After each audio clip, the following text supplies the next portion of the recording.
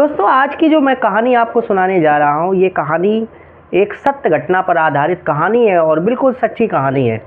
दोस्तों, एक किताब आती है पुनर्जन्म की, और उस किताब को अमेरिकी वैज्ञानिक स्टीव जॉब्स नाम के एक वैज्ञानिक थे, उन्होंने इन्हीं बातों पर रिसर्च किया कि क्या वास्तव में जो हिंदू धर्म में मान्यता है पूर्व जन्म की, क्या वास्तव में पूर्व जन्म होता है। और उन्होंने भारत आकर के अलग अलग जगहों पर जाकर के बहुत सारी ऐसी कहानियों का अध्ययन किया, ऐसी घटनाओं का अध्ययन किया, उनके बारे में जानकारी इकट्ठा करी और उनकी अपनी एक किताब है, उस किताब में उन्होंने उस कहानी को संकलित किया था।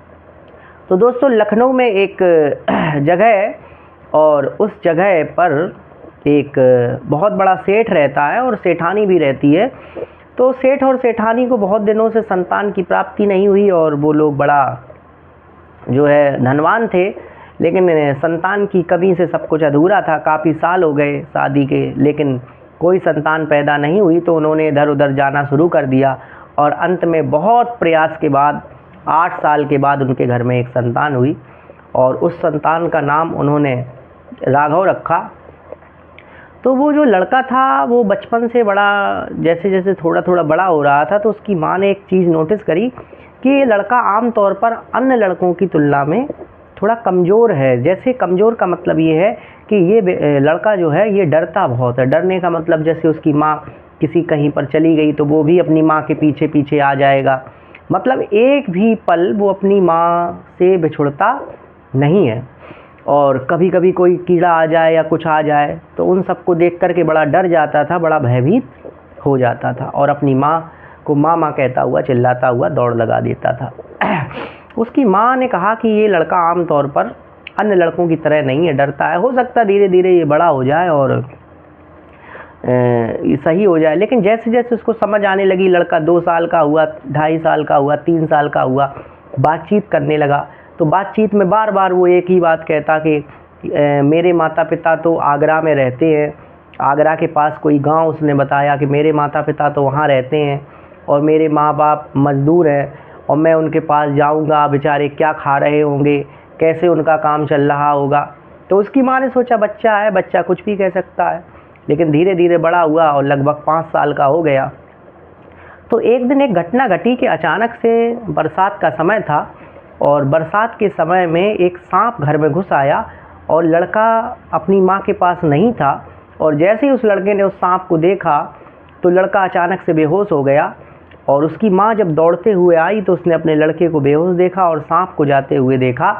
तो उसको ऐसा लगा कि सांप ने मेरे बेटे को काट लिया है और मेरे बेटे को सांप के काटने की वजह से बेहोशी आ गई है।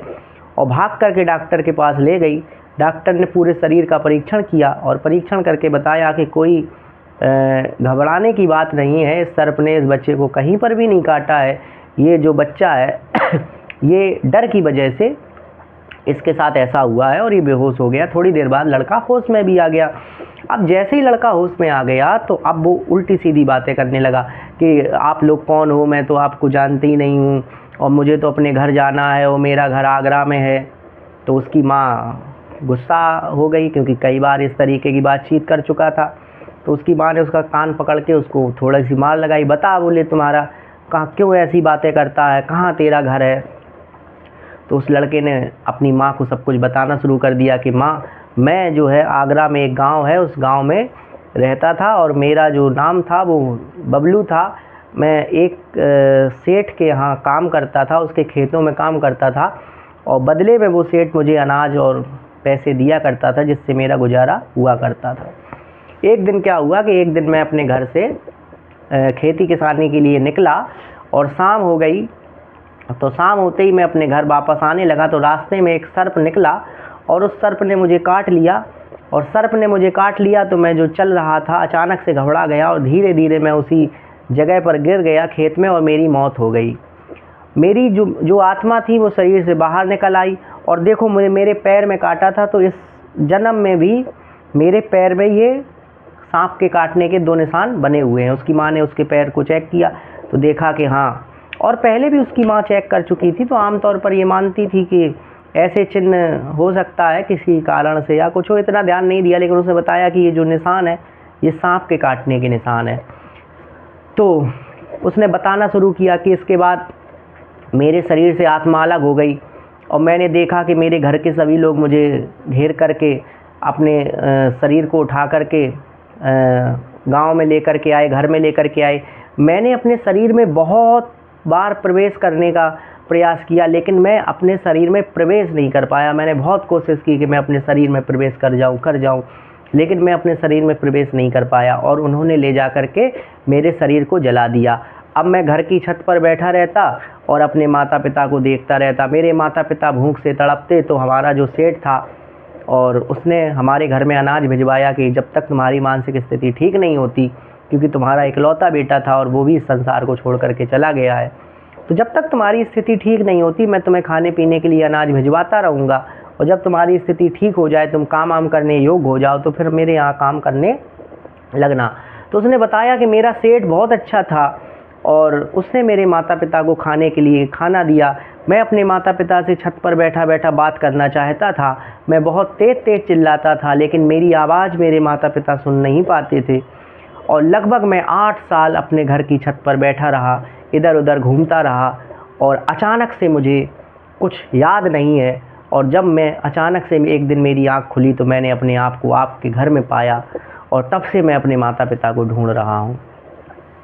तो ये सब बातें हैरान कर देने वाली थीं।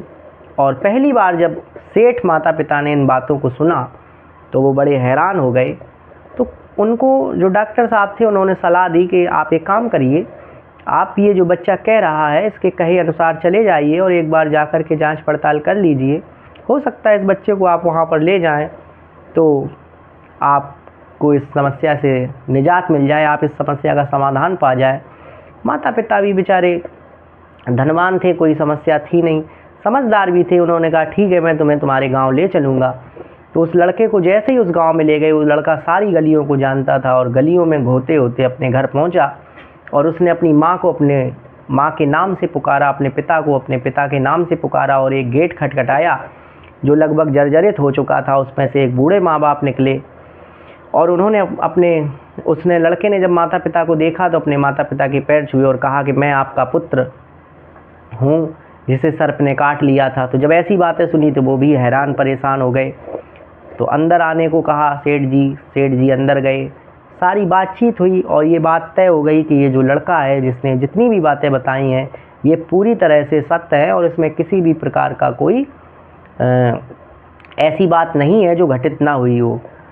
अब समस्या ये थी कि अभी बच्चा किसके पास रहेगा, ये सेठ जी के यहाँ रहेगा या यहाँ रहेगा। उस बच्चे को दो परिवार मिल गए। तो अब सेठ जी ने कहा कि मेरे पास तो धन की कोई कमी नहीं है, अब आप जब तक जीवित हैं तब तक मैं आपका भरण पोषण करूँगा। तो दोस्तों, माता पिता अपने पुत्र के वियोग में जो है इतने कमज़ोर हो चुके थे कि फिर ज़्यादा दिन वो नहीं चले। थोड़े ही दिनों बाद उनकी मौत हो गई, मृत्यु हो गई। और जो लड़का था जिसका नाम राघव था, उसको दो परिवार अपने पूर्व जन्म के पिता भी मिले और इस जन्म के पिता भी मिले। तो जब स्टीव जॉब्स भारत आए तो उन्होंने इस कहानी के बारे में अध्ययन किया और सारी चीज़ों को समझा। बहुत से गांव के लोगों से बातचीत करी, उस लड़के से बातचीत करी, उसके माता पिता से बातचीत करी, सेठ जी से बातचीत करी, डॉक्टर से बातचीत करी, और जब इस निष्कर्ष पर पहुँचे कि ये कहानी सत्य है तो उन्होंने अपनी किताब में इस कहानी को लिखा। तो दोस्तों, पूर्व जन्म होता है, ये बात बिल्कुल सत्य है। और ऐसी बहुत सारी कहानियाँ समाज में आज भी प्रचलित हैं, जिनमें से एक कहानी मैंने आपको सुनाई। और ये कहानी आपको कैसी लगी कमेंट बॉक्स में ज़रूर बताएं। और अगर आपके पास भी कोई ऐसी कहानी हो तो हमें ज़रूर बताएं। दिल की गहराइयों से आपका बहुत बहुत धन्यवाद। नमस्कार।